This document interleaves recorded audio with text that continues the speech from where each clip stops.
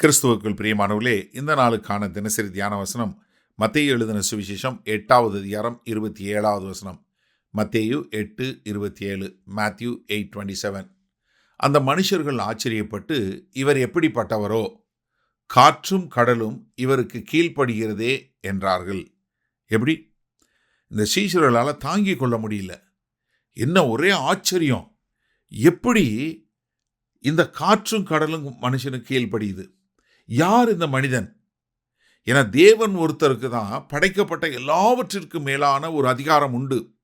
ஆனால் இங்கே நம்ம பார்க்கிற இந்த நசரேயனாகிய இயேசு கிறிஸ்து நம்ம காணக்கூடிய மனிதனாக இருக்காரு. நம்ம கண்ணு முன்னாடி தூங்குறாரு.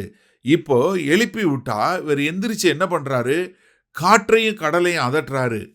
இல்லை, ஒரு பிசாசு பிடிச்சவனை அரட்டுறாரு நாங்கள் பார்க்குறோம், அது ஓகே. இல்லை, ஒரு மனுஷனை அதட்டுறாரு, அது சரி. ஆனால் இது யாருங்க? இயற்கையின் மேல் அதிகாரம் பெற்றவர் யாரு? கர்த்தர் ஒருவரை தவிர வேற ஒருத்தருக்குமே அதிகாரம் கிடையாது. தேவன் ஒருத்தரால தான் இயற்கையை மேற்கொள்ள முடியும். அப்ப இவர் யார் என்று சொல்லக்கூடிய ஒரு பெரிய பிரமிப்பு. 29வது சங்கீதத்தில் 3-4 பாருங்க. கர்த்தருடைய சத்தம் தண்ணீர்களின் மேல் தொளிக்கிறது, மகிமையுள்ள தேவன் முழங்குகிறார், கர்த்தர் திரளான தண்ணீர்கள் மேல் இருக்கிறார், கர்த்தருடைய சத்தம் வல்லமையுள்ளது, கர்த்தருடைய சத்தம் மகத்துவம் உள்ளது, கர்த்தருடைய சத்தம் கேதுரு மரங்களை முறிக்கிறது, கர்த்தர் லீபனோனின் கேதுரு மரங்களை முறிக்கிறார். அப்ப என்ன? கர்த்தருடைய சத்தம் என்ன பண்ணுங்கிறத இந்த 29வது சங்கீதம் முழுவதும் பார்க்கிறோம். 7வது வசனம் பாருங்க. கர்த்தருடைய சத்தம் அக்கினி ஜுவாலைகளை பிளக்கும். 8வது வசனம், கர்த்தருடைய சத்தம் வனாந்தரத்தை அதிர பண்ணும், கர்த்தர் காதேஸ் வனாந்தரத்தை அதிர பண்ணுகிறார். 9வது வசனம், கர்த்தருடைய சத்தம் பெண்மான்களை ஈனும்படி செய்து காடுகளை வெளியாக்கும். அப்ப என்னன்னா, கர்த்தருடைய சத்தம் எவ்வளவு வல்லமை உள்ளது. அப்ப யாரு இவர்? தேவன். ஏன்னா இவருக்கு இருக்கக்கூடிய வல்லமை அந்த மாதிரி ஒரு வல்லமை என்று சொல்லக்கூடியதா. 107வது சங்கீதத்தில் 25வது வசனத்துல இருந்து பாருங்க. அவர் கட்டளையிட பெருங்காற்று எழும்பி அதன் அலைகளை கொந்தளிக்க பண்ணும். அவர்கள் ஆகாயத்தில் ஏறி ஆழங்களில் இறங்குகிறார்கள். அவர்கள் ஆத்துமா கிளேசத்தினால் கரைந்து போகிறது. வெறித்தவனை போல் அலைந்து தடுமாறுகிறார்கள். அவர்களுடைய ஞானமெல்லாம் முழுகி போயிற்று. அப்பொழுது கர்த்தர் ஆபத்திலே அவர்கள் கர்த்தரை நோக்கி கூப்பிடுகிறார்கள். அவர்கள் இக்கட்டுகளுக்கு அவர்களை நீங்களாக்கி விடுவிக்கிறார். கொந்தளிப்பை அமர்த்துகிறார். அதன் அலைகள் அடங்குகின்றது. என்ன? கர்த்தர் சொன்னா அலை வரும், கர்த்தர் சொன்னா கொந்தளிக்கும். அதே கர்த்தருடைய சத்தம் வந்தா எல்லாமே அமைதலாக மாறும். அப்ப இங்க சொல்லும்போது என்ன சொல்றாரு?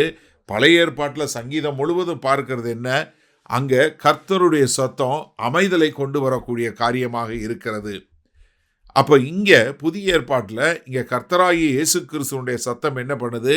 அங்க அமைதலை உண்டாக்குகிறது.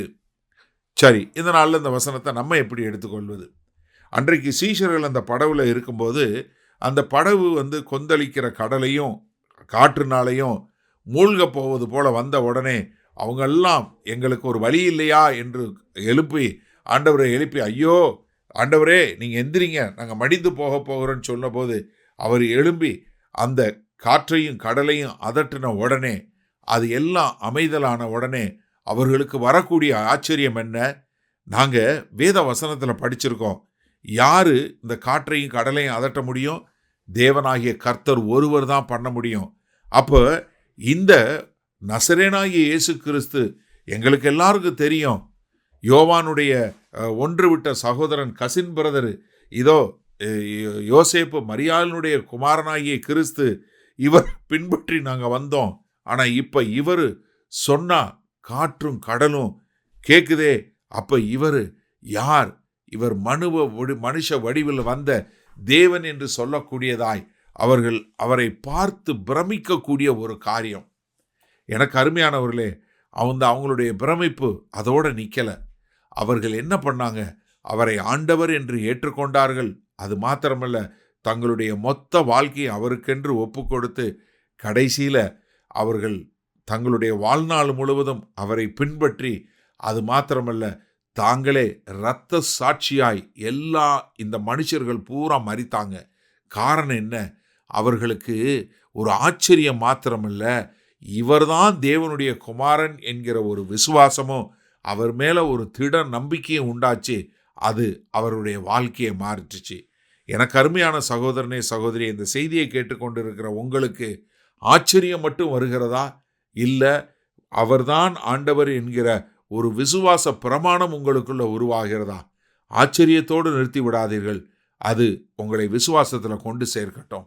மகா கிருபையும் இரக்கம் நிறைந்த எங்கள் அன்பின் தகப்பனே, இந்த செய்தியை கேட்டுக்கொண்டு இந்த வசனங்களை கற்றுக்கொண்டிருக்கிற ஒவ்வொரு சகோதரனும் சகோதரியும் ஆமாண்டவரே ஆச்சரியப்படுவது மாத்திரமல்ல, விசுவாசத்தில் தேறினவர்களாய் தங்களை முழுமையாய் உமக்கென்று ஒப்பு கொடுத்த மக்களாய் வாழ எங்கள் தேவன் கிருபை பாராட்ட வேண்டுமாய் மீட்பெரும் இரட்சகருமாகிய இயேசு கிறிஸ்துவின் மூலம் பிதாவே, ஆமேன். கர்த்தர் உங்களை ஆசீர்வதிப்பாராக. நாம் இன்று மாலை மண்ணால சந்திப்போம்.